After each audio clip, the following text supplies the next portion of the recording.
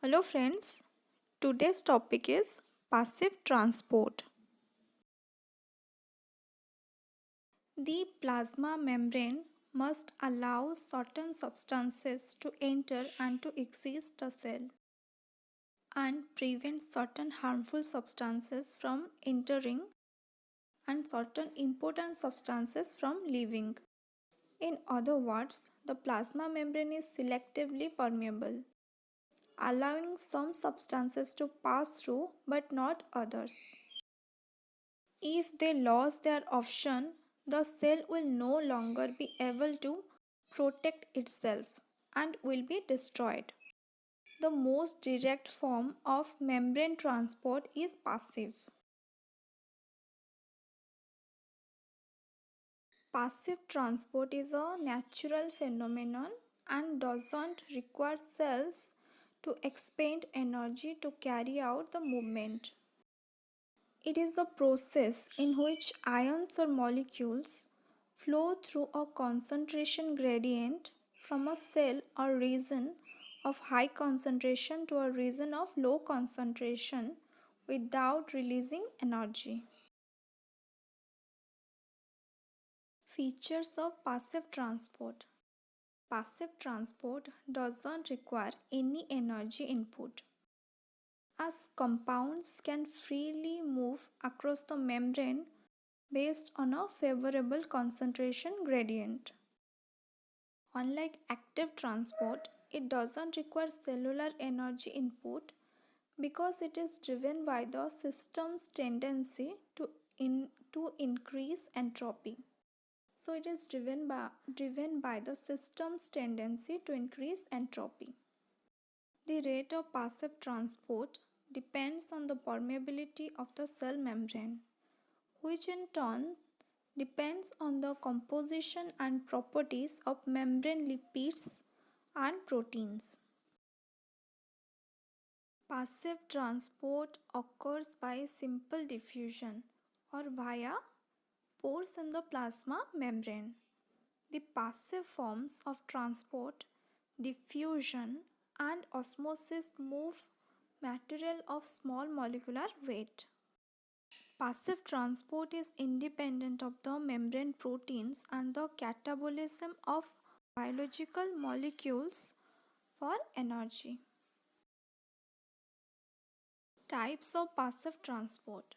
The four main kinds of passive transport are simple diffusion, facilitated diffusion, filtration, and osmosis. Simple diffusion. Diffusion is a passive process of transport.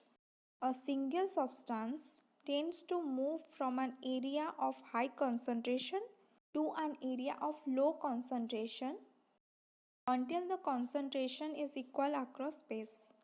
Materials move within the cell's cytosol by diffusion, and certain materials are moved through the plasma membrane by diffusion. Diffusion expends no energy. Rather, the different concentration of materials in different areas are a form of potential energy, and diffusion is the dissipation of the potential energy as materials moves down their concentration gradients from high to low. Several factors affect the rate of diffusion. The extent of the concentration gradient, the greater the difference in concentration, the more rapid the diffusion. The closer the distribution of the material gets to equilibrium, the slower the rate of diffusion becomes. Mass of the molecules diffusing.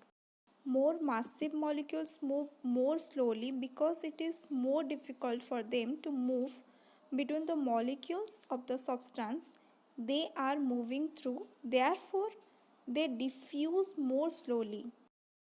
Temperature. Higher temperature increase the energy and therefore the movement of the molecules, increasing the rate of diffusion. Solvent density. As the density of the solvent increases, the rate of diffusion decreases. the molecules slow down because they have a more difficult time getting through the denser medium. Facilitated diffusion. In facilitated transport, also known as facilitated diffusion, material moves across the plasma membrane with the assistance of transmembrane proteins down a concentration gradient from high to low concentration without expenditure of cellular energy. However, the substances that undergo facilitated transport would otherwise not diffuse easily or quickly across the plasma membrane. The solution to moving polar substances and other substances across the plasma membrane rests in the proteins that span its surface. The material being transported is the attached to either protein or glycoprotein receptors on the exterior surface of the plasma membrane. This allows material that is needed by the cell to be removed from the extracellular fluid.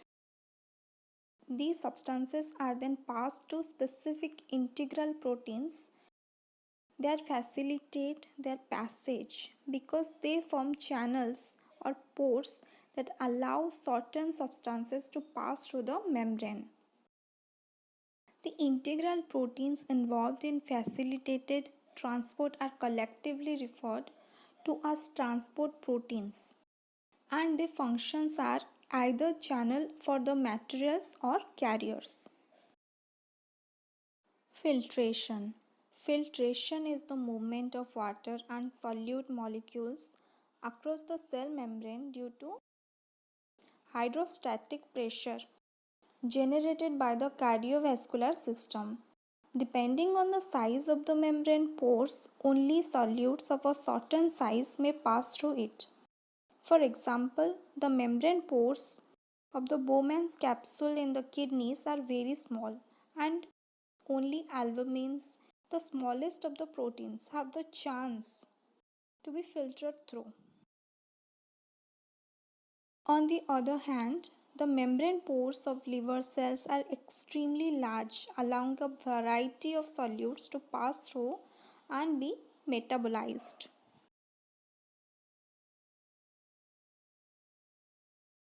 Osmosis. Osmosis is the diffusion of water through a semi-permeable membrane according to the concentration gradient of water across the membrane. Whereas diffusion transports material across the membrane and within the cells, osmosis transports only water across the membrane, limits the diffusion of solutes in the water. Osmosis is thus a special case of diffusion. Water, like other substances, move from an higher concentration to lower concentration. The diffusion of water through the higher concentration to lower concentration through the membrane, osmosis will continue until the concentration gradient of water goes to zero.